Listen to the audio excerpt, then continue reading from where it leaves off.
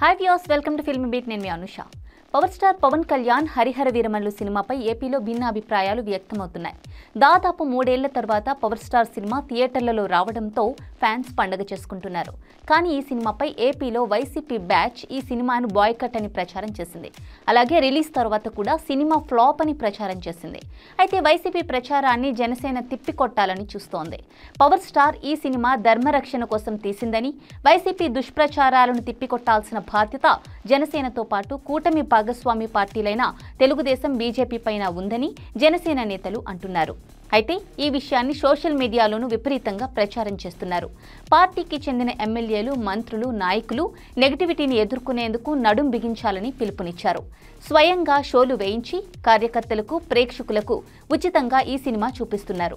అయితే రీసెంట్గా ఢిల్లీలోని ఆంధ్రప్రదేశ్ అధికారిక భవన్లోనూ ఈ సినిమా స్పెషల్ షో స్క్రీనింగ్ అయిన విషయం మనకు తెలుసు.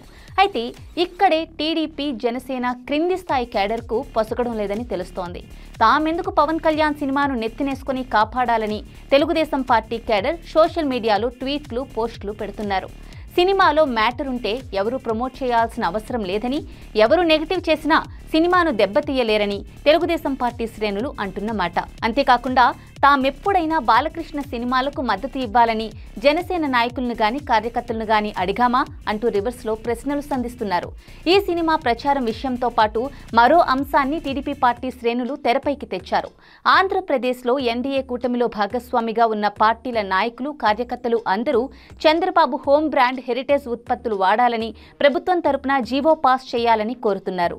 హెరిటేజ్కు జనసైనికులు మద్దతు ఇస్తే తాము హరిహర వీరమల్లు సినిమాకు సపోర్ట్ చేస్తామనేలా ఈ ప్రచారం సాగుతోంది. దీంతో జనసేన క్యాడర్ సందిగ్ధంలో పడింది. ఈ వ్యవహారంలో ఎలా స్పందించాలో తెలియక ఇబ్బందులు పడుతోంది. టీడీపీ, జనసేన కార్యకర్తలు మాత్రం సోషల్ మీడియాలో ఇలా వార్ చేస్తున్నారు.